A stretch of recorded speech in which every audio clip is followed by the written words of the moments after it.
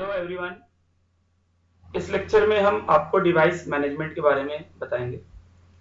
Device management operating system की एक responsibility है जिसमें ऑपरेटिंग सिस्टम ये डिसाइड करता है कि सिस्टम की किस पेरिफेरल को, किस डिवाइस को, किस प्रोसेस को और कितनी देर तक के लिए दिया जाए।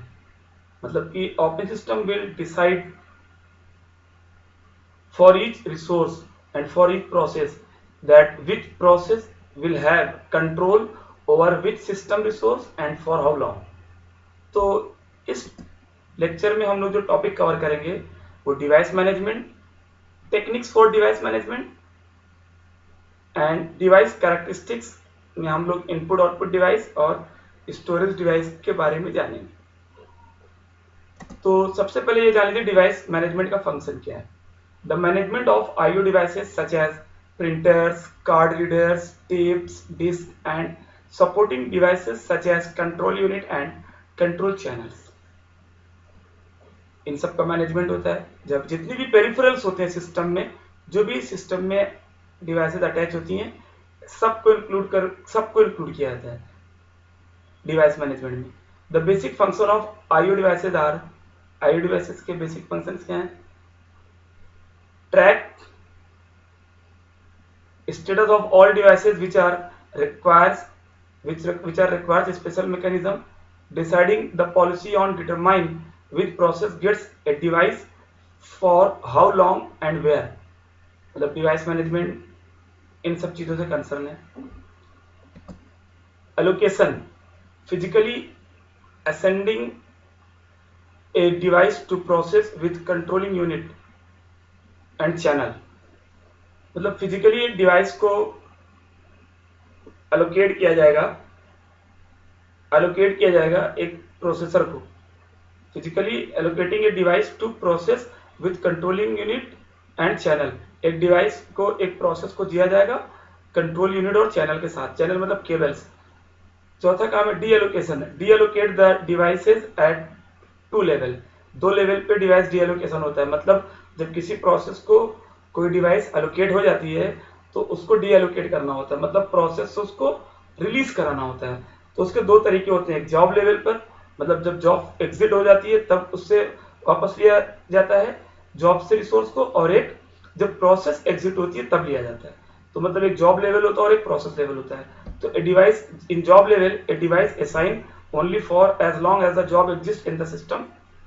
मतलब जैसे प्रिंट जॉब है, एक प्रोसेस को प्रिंट जॉब देनी हुई तो प्रिंटर उसको एलोकेट होगा, और जब प्रिंट आउट निकल जाएगा तो प्रिंटर उससे वापस ले लिया जाएगा। On process level, device assign only for as long as the process need. जब प्रोसेस जब चाहती है तब उसको ले लेती है, और जब प्रोसेस को का काम हो जाता है उसको वापस कर देती है। Techniques for device management, device management technique, तीन टेक्निक है, dedicated, shared and virtual. Dedicated में क्या होता है? a technique where a device is assigned to a single process। एक डिवाइस को एक सिंगल प्रोसेस को असाइन कर दिया जाता है और वो उसको यूज करती है। ये डेडिकेटेड टेक्निक है। शेयर्ड में क्या होता है कि एक डिवाइस कई प्रोसेस यूज करती है, वो शेयर्ड होता है। Shared technique where device shared by many processes. जैसे बहुत सारी डिवाइसेस हैं, सीडी ड्राइव है हमारी, पेन ड्राइव है, एट ए टाइम कई डिवाइसेस को यूज कर सकती है।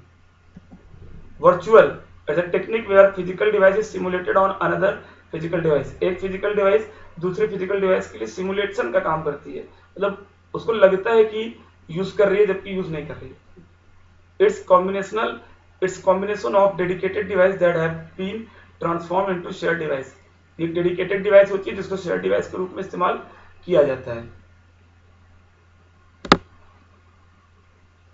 मतलब शेयर डिवाइस के रूप में डेडिकेटेड डिवाइस को यूज किया जाता है कुछ टेक्निक्स लगा के। टेक्निक्स में सिंक्रोनाइज वगैरह लगा के हम लोग यूज करते हैं। डिवाइस कैरेक्टरिस्टिक्स देखिए, device can be categorized into two groups, input output devices, storage devices. Input output devices क्या होती हैं? An input device takes data from the outside world. Input device वो डिवाइस होती है जो आउटसाइड वर्ल्ड से data लेती हैं। An output device which produce data to the outside world, जो आउटसाइड वर्ल्ड को डेटा प्रोड्यूस करती है। इनपुट डिवाइस आपका कीबोर्ड हो गया, स्कैनर हो गया, ठीक है, माइक हो गया, ये सब इनपुट डिवाइस हो गए। कैमरा हो गया।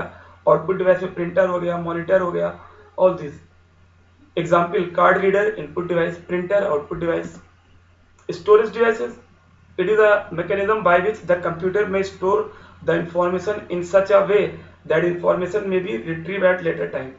स्टोरेज डिवाइसेस वो डिवाइसेस होती हैं जिसके थ्रू कंप्यूटर इंफॉर्मेशन को स्टोर करता है इस प्रकार से कि इंफॉर्मेशन को बाद में फिर हम यूज कर सकें।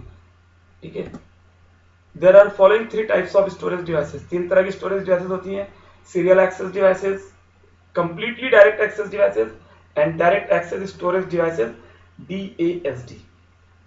अब देखिए सीरियल एक्सेस में क्या होता है।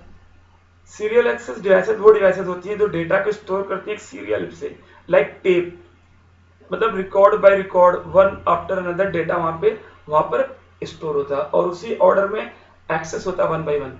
तो it can be characterized as one that dependence on physical sequential positioning and accessing information. Physically उसको रखने का भी सीक्वेंस होता है और निकालने का भी सीक्वेंस होता है।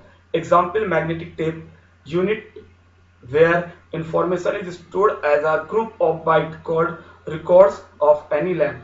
Each record can be identified by its physical position on the tape. Example, the first record is 1, second record is second and so on. पहला रिकॉर्ड पहले होगा, उसके बाद दूसरा होगा and so on. Completely direct access devices. A completely direct access device is one in which the access time is constant. Completely direct access device वो device होती है जिसमें कोई भी डेटा मैं एक कांस्टेंट टाइम में एक्सेस करता हूं, वो डेटा डिस्क में कहीं पर भी हो, डिवाइस में कहीं पर भी हो, एक कांस्टेंट टाइम में डेटा हमको एक्सेस हो जाएगा। It requires less time and less cost. Example magnetic code memory, semiconductor memory and read only wired memory. Direct access storage devices, DSD। A direct access storage device is one that is characterized by small variances in the access time, जिसमें access time में थोड़ा सा changes होती हैं। जैसे कोई block access होने में कुछ मिलीसेकंड लगेगा तो कोई और ब्लॉक एक्सेस होने में कुछ मिलीसेकंड लगेगा, बट वो भी फास्ट होगा क्योंकि इसमें कुछ हेड के मूवमेंट और लेटेंसी टाइम का कॉन्सेप्ट आता है। मतलब हेड को एक पोजीशन से मूव करके दूसरे पोजीशन पे जाता है, फिर इसमें ड्रम होता है, वो मूव करते हुए उसका एक ब्लॉक होता है। जब वो ड्रम का ब्लॉक जब हेड के कांटेक्ट में आएगा तब वो डेटा रीड होगा। तो ड्रम घूमता रहता है, उस पर ब्लॉक रहते हैं और हेड अपने आप को आगे पीछे करता है। और जब हेड के जब ड्रम घूमते हुए उसका जो ब्लॉक रीड राइट करना है वो हेड के संपर्क में आता है, तब वो ब्लॉक रीड राइट होता है। तो जितनी देर में ब्लॉक हेड के कांटेक्ट में आने में जितना देर लगता है उतना टाइम वैरी करता है हर अलग अलग ब्लॉक को रीड करने में। These have been called direct access storage devices. इनको direct access storage device कहते हैं। Example, magnetic drum and disk. In a magnetic drum can be viewed as several adjacent strips of magnetic tape wrapped around the drum so that the ends of each tape strip join. जैसे मान लीजिए आपने एक गोल गोल डब्बा ले लिया, उस गोल डब्बे पे आपने टेप चिपका दिए और वो टेप चिपका दिए, पहले एक गोल टेप लगाया, फिर उसके नीचे टेप, फिर उसके नीचे टेप और उसको ब्लॉक में बांट दिया। और वो जो डब्बा वो घूम रहा है और डब्बे के चारों तरफ, जब डब्बे पे जितने आपने टेप लगाए ना गोल गोल रिंग, उतने आपने हेड लगाए हुए हैं और डब्बा घूम रहा है और डब्बा घूमते हुए जब जो ब्लॉक हेड के संपर्क में आएगा वो ब्लॉक रीड हो जाएगा। ये मैग्नेटिक ड्रम होता है। Each tape strip called track and its separate read write head. Her tape strip को ट्रैक कहते हैं और उसके सेपरेट रीड राइट हेड होते हैं। The drum continuously revolves at high speed so that record repeatedly pass under the read write head. Example, record 1, then record 2, and then record 1 again, and then record 2, etc. Each individual record is identified by a track number and then a record number. Fixed head drum. इस lecture में इतना ही। Thank you.